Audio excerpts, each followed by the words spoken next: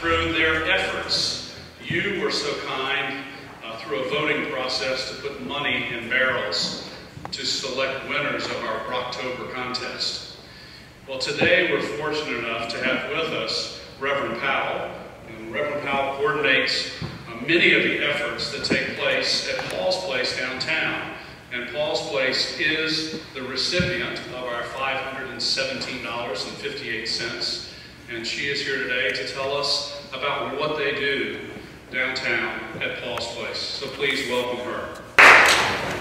Robert Louis Stevenson is a famous author, and when he was young, about your age, he was very sick, and he had to spend almost all of his days in his bedroom alone, trying to get well, trying to get energy.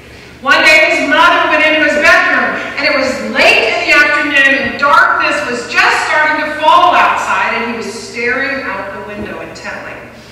She stood behind him and looked over his shoulder to see what he was looking at, and in the street, a man was walking down the street lighting the lamp posts. Because back then, the lamp posts were gas lamps, and you got to go by with a flame to light each one of them. And he was watching as this man slowly walked down the street and lit the lamps as darkness fell. And she finally said to him, "Son, what are you doing? What are you looking at?" And he said, "I'm watching that man punch holes in the darkness." In Baltimore City, there are hundreds and hundreds of people who live in darkness. Their darkness is poverty. Their darkness is not having enough food or clothing or education or doctors. They live in darkness.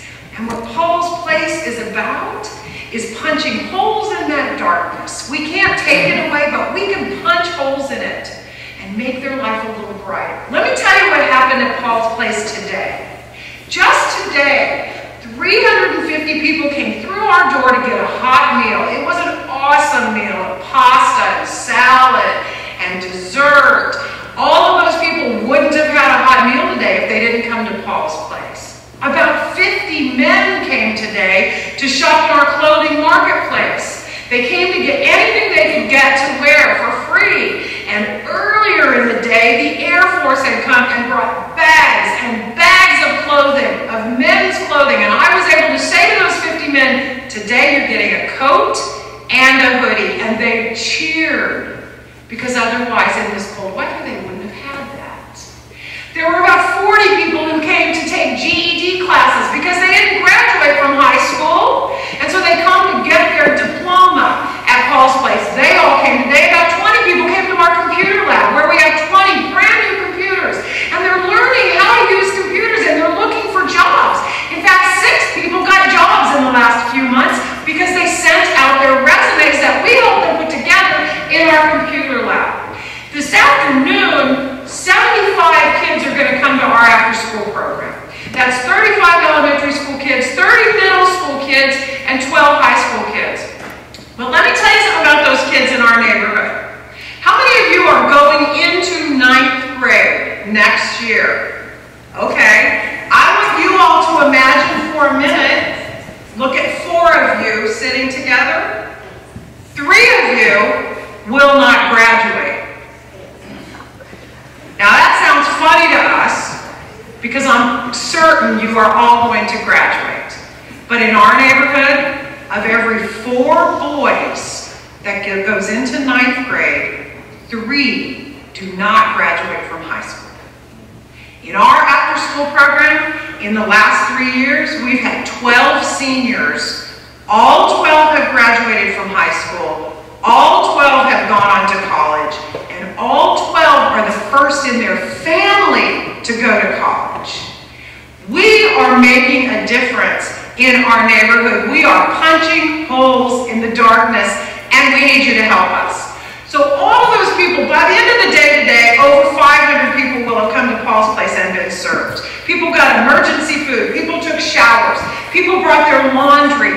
All of those things happened, but none of that is as important as what happened to Johnny today. Johnny is one of our ambassadors.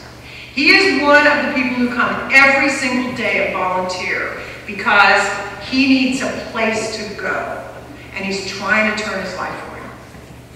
Johnny has a speech impediment and a learning disability. He never learned to read. He's in his late 40s. He's never learned to read, but he's trying.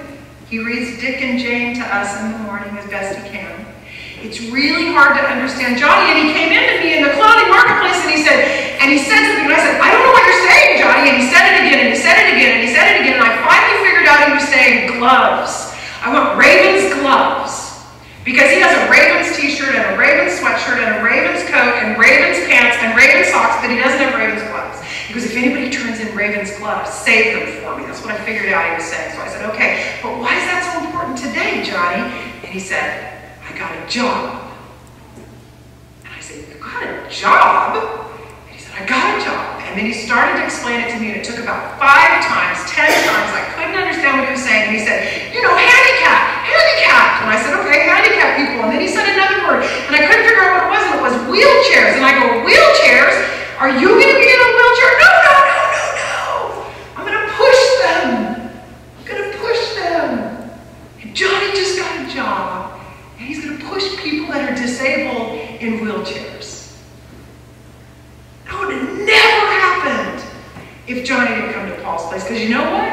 When Johnny was about your age, his cousins started taking advantage of him because he had a learning disability and because he couldn't speak well. And they started using him to take drugs to people, and he didn't know it. And they would put drugs on him and then send him to houses, and then they would find those drugs, and he didn't know what he was doing. And he did it for several years, and he finally got caught. Of course, his cousins didn't, but he did. And the judge had compassion on him and made him do community service instead of going to jail. And he came to Paul's place, and he started serving. And he started taking people's trays and cleaning them off. And he started greeting somebody, and for the last 5, 6, 7 years, he gets people to come and volunteer at Paul's place because he loves Paul's place. And all he could say to me today when he said he got that job was, I'm going to come visit you. I'm going to come visit you. It's an amazing thing. That hole punched in that darkness for Johnny. And it happened because of what we do at Paul's place. And we can't do it without you. That $517.58 is going to go so far to get us food and help in our computer lab and teaching people to read in our after-school program. You today got to punch some holes in the darkness. And I thank you from Johnny. I wish I could talk like him. I thank you in his voice. I can't even talk like he talks, but I know Johnny would say thank you, as would everyone else who has a story at Paul's place. You don't know all their stories, but today, you became a part of their story. Because you helped turn their lives around and punch holes in their darkness. So I thank you. And I'm looking forward to seeing you guys back there when you go on your Rising 9th grade service project, because you're going to spend 2 days at Paul's place, and I can't wait to see you. And hopefully Johnny will come by and see you. But if not, you will participate in punching holes in the darkness in someone's life. So on behalf of all of us at Paul's place, I say to you all, thank you.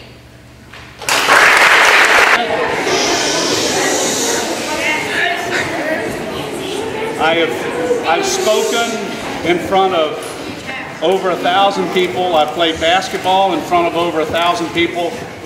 I don't think I've been more nervous than I am right now. Spencer?